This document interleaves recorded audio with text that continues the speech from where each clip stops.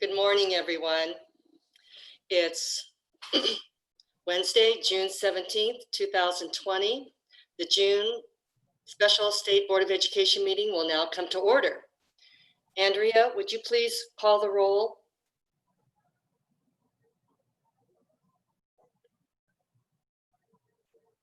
Deborah Neary. Present. Patsy Kojons. Here.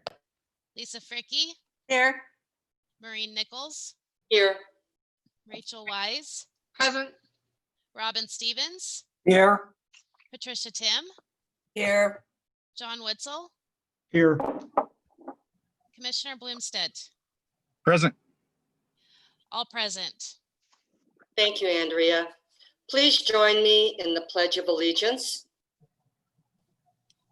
I pledge allegiance to the flag of the United States of America and to the republic for which it stands, one nation, under God, indivisible, with liberty justice and for all. justice for all. Thank you. Information regarding the Opens Meeting Act is linked on the June special board agenda in Spark, the electronic meeting software. The Opens Meeting Act is also posted on the State Board of Education's website, www.education.ne.gov/stateboard. Live internet broadcast is available through the State Board of Education's website, www.education.ne.gov/live-video-stream. Board members, please unmute your audio microphone before speaking and mute your audio microphone when you are not speaking. Also, please make sure to mute your cell phones. Thank you. Board members, since we are conducting this special meeting via video conference and telephone, if you should lose visual or audio contact at any time, please contact Drew at 402-471-0533. If you are on video conference and lose contact, you can still type using the chat function. Let us know by chat as well. If you are able to hear but unable to be heard at the time of a vote, you can communicate your vote by chat and that will be noted and recorded. Agenda item 2, Commissioner, your report. Yeah, thanks, Maureen. And number one, I just want to thank the board for your efforts so far on this Rule 62 petition. We are bringing it. Obviously, the next agenda item is to bring the item forward for you to take action on, and that's my recommendation. I wanted to give a little background on the petition process itself and kind of where we've been on this. Obviously, it's as we've described it, I think we first received this in early petition in early May. The board had a conversation at the May board meeting about kind of what the purposes and the approach was, and you know, ultimately it puts us in a position of kind of what our next steps are as far as process wise. And we talked about it then and kind of gave me some direction on where to handle it. What we did was decide to have staff begin reviewing. We did actually talk to the attorneys from the ESUCC and other folks too, just to kind of get a feel for what would both number one, address the concerns that had been kind of raised around the state. I was very appreciative of the ESUs working together to understand what the concerns might be for the operation of schools generally and things that are within our power. And so they were able to bring that forward as a petition. We were able to continue to do that work. In June, we discussed it again and put a draft in front of you, I guess, at the last board meeting, which seems like an eternity ago, but I know it wasn't that long ago, at our regular June board meeting. And then, and as we took that draft, we wanted to give the board members, all of you, a chance to be able to review that. And so I think you had that chance to be able to do that. It's unique because the board serves in a quasi judicial role in preparing this type of declaratory order. So you were able to deliberate on the order, but we wanted to be intentional that we would bring it back into a public meeting. And I thank the board for your real thoughtfulness around how to do that today. obviously this petition puts us in or it's a unique moment with the pandemic, and it gives us a chance to answer as best we possibly can the types of unforeseen circumstances that the pandemic has brought for our schools, and to give a little comfort that we're really here to make sure that schools are able to operate, that individuals are being served appropriately. I know you'll have probably some discussion, but I appreciate I think the content now of the order itself that you'll look to take action on. I think it highlights some of those key points, and so for all those reasons, I'm very pleased to bring that forward to you and recommend that we continue that path and be able to move forward. And honestly, one of the things I think I've seen over the last couple, maybe 3 months, a lot of what we've done is try to help folks get through these moments, and that's still, I think, very much the spirit of the order as it's been drafted now. So with that, Maureen, that's what I have, and I'll turn it back over to you, and certainly would take questions at this point if folks had them. Thank you, Commissioner. I appreciate that information and clarification. Moving on to agenda item 3, business.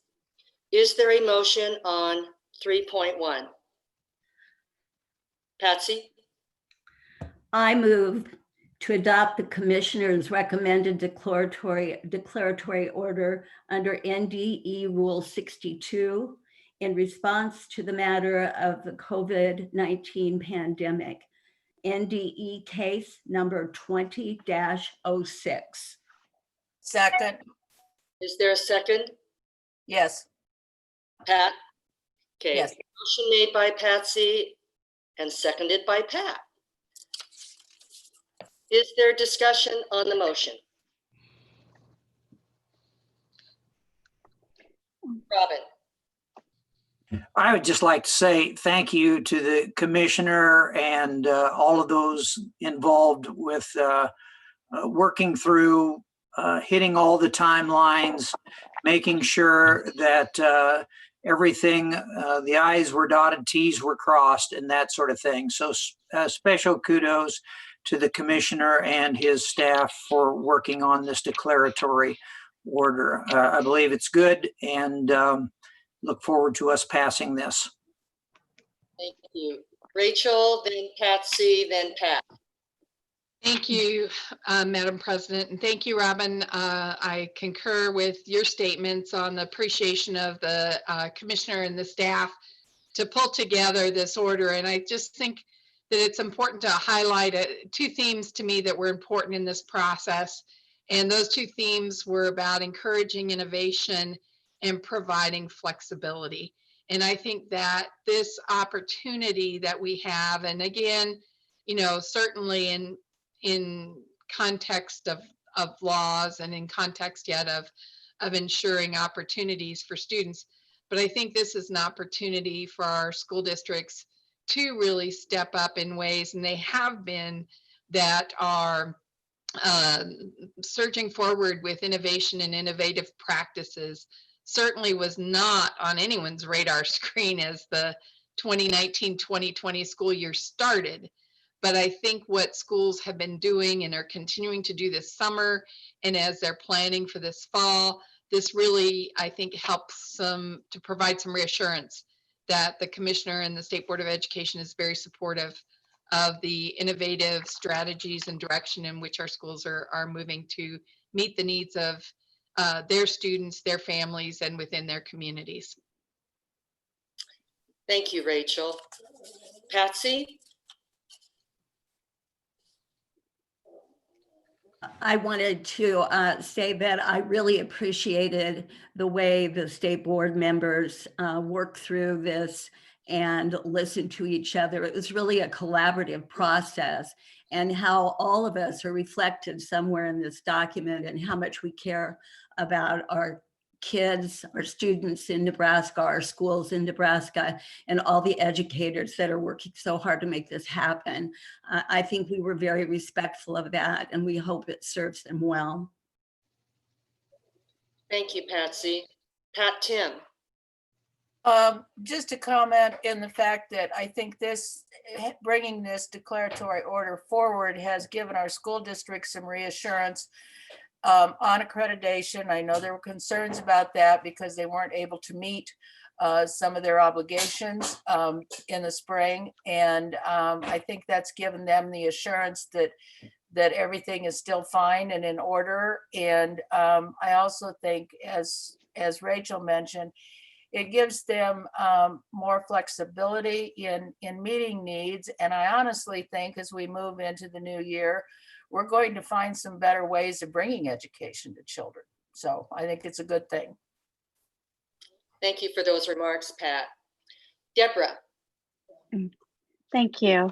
I am, like everyone else, just grateful to the NDE team. Want to give a shout out to Dr. Ryan Four, Brian Holstead, Scott Summer, for their hours of time spent helping us understand the nuances of the language and all of this.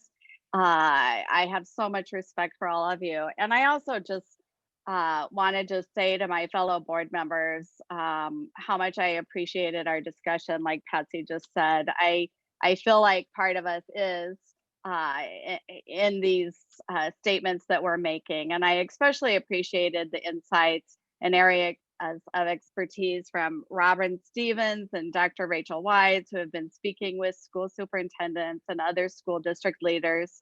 Pat, Tim, your understanding of education law just never ceases to stop amazing me. I mean, your 20 years of working with education law, you know, shows in discussions like this. And Patsy Kojon's, your passion for equity issues is always out there in front, and I appreciate that. And Lisa, John, and Maureen, all the great questions that you asked in our discussions really helped me think about all of this. And so I just want to say thank you to all of you.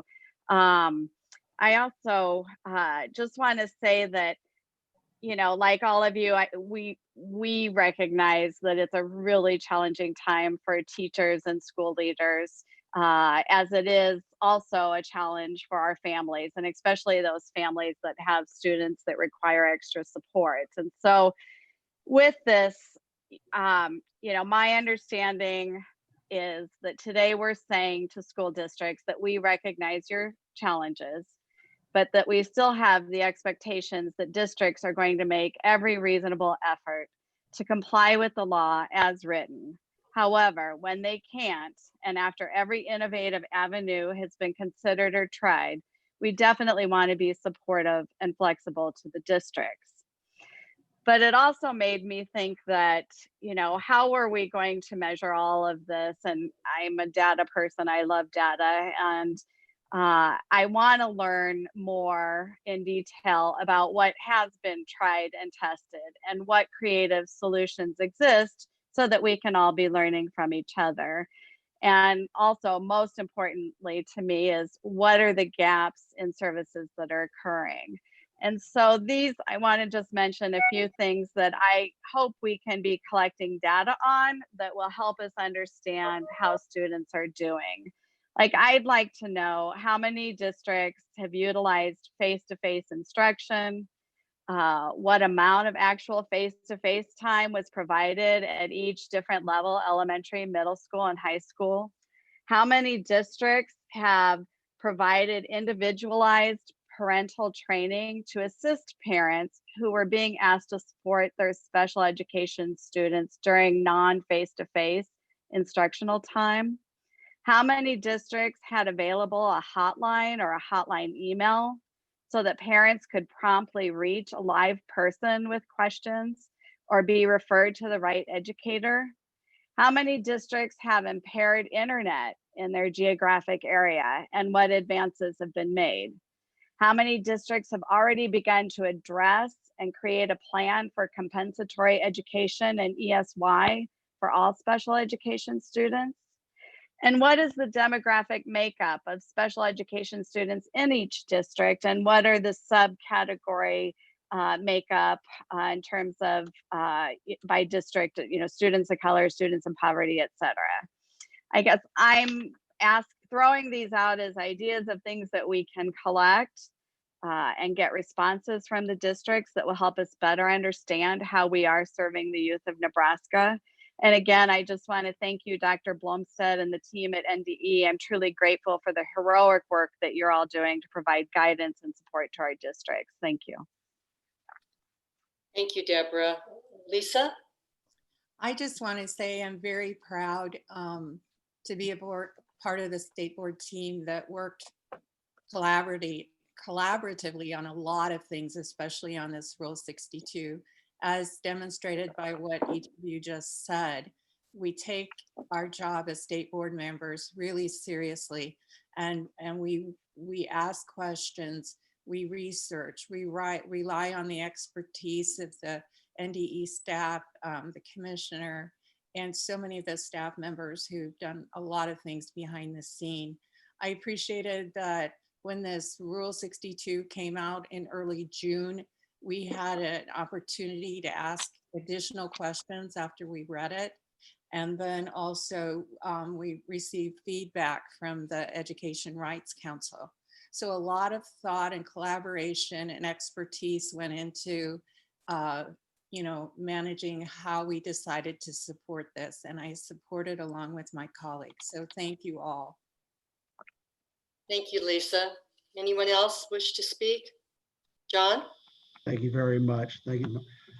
I would just like to, if you will, I'm very, very thankful for my fellow board members in regards to their various outlooks on regards to this coming to this point on 62.